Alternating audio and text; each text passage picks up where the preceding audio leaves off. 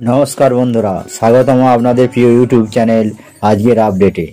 আজকের ভিডিওতে আমরা আলোচনা করব এমন এক নতুন ধারাবাহিক নিয়ে যার খবর শুনেই টেলিভিশন প্রেমীরা উৎসাহে ভরে উঠেছেন।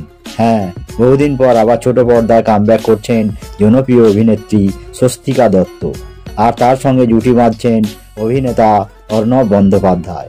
ধারাবাহিকটির নাম প্রফেসর বিদ্যা। ওটিটি আর বড় পর্দার কাজ শেষ করে অনেকদিন পর আবার টেলিভিশনে ফিরছেন স্বস্তিকা।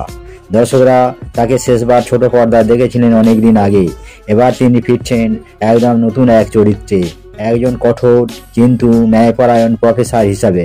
ধারাবাহিকের নাম ভূমিকায় দেখা যাবে স্বস্তিকাকে।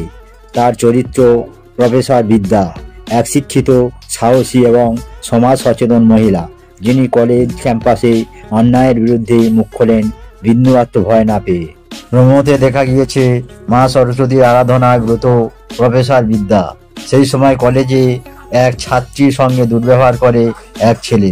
সঙ্গে সঙ্গে প্রফেসর বিদ্যা এসে ছেলেটিকে দেয় উপযুক্ত শিক্ষা। দৃশ্যটি ইতিমধ্যেই সোশ্যাল মিডিয়ায় ভাইরাল। তবে দর্শকদের মনে প্রশ্ন ছিল, স্বস্তিকার বিপরীতে কে থাকবেন? অবশেষে মিলল সেই উত্তর। এই ধারাবাহিকের হাত ধরেই প্রথমবার জুটি বাঁধতে চলেছেন স্বস্তিকা দত্ত ও অর্ণব বন্দ্যোপাধ্যায়। অর্ণবকে দর্শকরা আগেও বিভিন্ন জনপ্রিয় ধারাবাহিকে দেখেছেন, কিন্তু স্বস্তিকার সঙ্গে তার এই নতুন জুটি ইতিমধ্যেই টেলিভিশন প্রেমীদের কৌতূহল বাড়িয়ে তুলেছে। ধারাবাহিকটি সম্প্রচার শুরু হচ্ছে আগামী 17 নভেম্বর থেকে স্টার জলসার পর্দায়। যদিও সময়সূচি এখনও ঘোষণা হয়নি, কিন্তু ধারণা করা হচ্ছে প্রাইম টাইমেই দেখা যাবে প্রফেসর বিদ্যা। স্বস্তিকার চরিত্র যেমন দৃঢ় তেমনি হৃদয়স্পর্শী, আর এই চরিত্রের মাধ্যমে আবারও প্রমাণ করতে চলেছেন ছোট পর্দা দর্শকদের মন জয় করতে তিনি আজও সমান সক্ষম। বন্ধুরা, যদি আপনাদের ভালো লেগে থাকে ভিডিওটি, তাহলে অবশ্যই লাইক করুন, শেয়ার করুন আর চ্যানেলটি সাবস্ক্রাইব করতে ভুলবেন না, যেন বিনোদন জগতে এমনই সব নতুন আপডেট আপনি মিস না করেন।